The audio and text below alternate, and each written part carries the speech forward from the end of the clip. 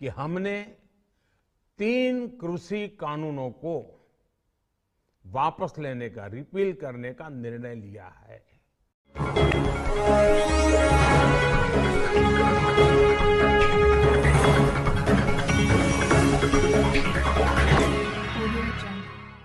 साथियों, हमारी सरकार किसानों के कल्याण के लिए, खासकर छोटे किसानों के कल्याण के लिए, देश के कृषि जगत के हित में, देश के हित में, गांव गरीब के उज्जवल भविष्य के लिए पूरी सत्यनिष्ठा से, किसानों के प्रति पूर्ण समर्पण भाव से,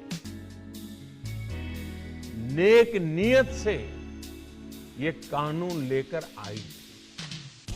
लेकिन इतनी पवित्र बात, पूर्ण रूप से शुद्ध किसानों के हित की बात, हम अपने प्रयासों के बावजूद कुछ किसानों को समझा नहीं पाए।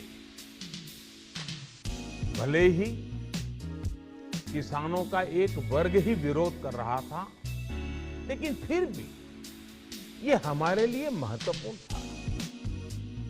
कृषि अर्थशास्त्रियों ने, वैज्ञानिकों ने, प्रगतिशील किसानों ने भी उन्हें कृषि कानूनों के महत्व को समझाने का भरपूर प्रयास भी किया। हम पूरी विनम्रता से, खुले मन से उन्हें समझाते रहे। अनेक माध्यमों से व्यक्तिगत और सामूहिक बातचीत भी लगातार होती रही। हमने किसानों की बातों को, उनके तर्क को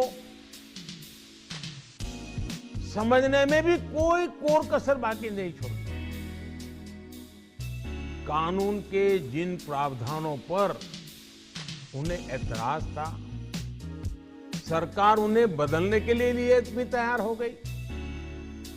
2 साल तक हमने इन कानूनों को सस्पेंड करने का भी प्रस्ताव दिया। इसी दौरान ये विषय माननीय सर्वोच्च न्यायालय के पास भी चला गया। ये सारी बातें देश के सामने है, इसलिए मैं इनके अधिक विस्तार में नहीं जाऊंगा। साथियों, मैं आज देशवासियों से क्षमा मांगते हुए सच्चे मन से और पवित्र हृदय से कहना चाहता हूं कि शायद हमारी तपस्या में ही कोई कमी रही होगी, जिसके कारण दिए के प्रकाश जैसा सत्य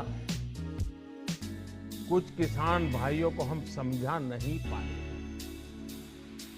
आज गुरु नानक देव जी का पवित्र प्रकाश पर्व है। ये समय किसी को भी दोष देने का नहीं है। आज मैं आपको, पूरे देश को ये बताने आया हूं कि हमने 3 कृषि कानूनों को वापस लेने का, रिपील करने का निर्णय लिया है। इस महीने के अंत में शुरू होने जा रहे संसद सत्र में, इसी महीने में, हम 3 कृषि कानूनों को रिपील करने की संवैधानिक प्रक्रिया को पूरा कर देंगे। साथियों, मैं आज अपने सभी आंदोलनरत किसान साथियों से आग्रह कर रहा हूं, आज गुरु पर्व का पवित्र दिन है।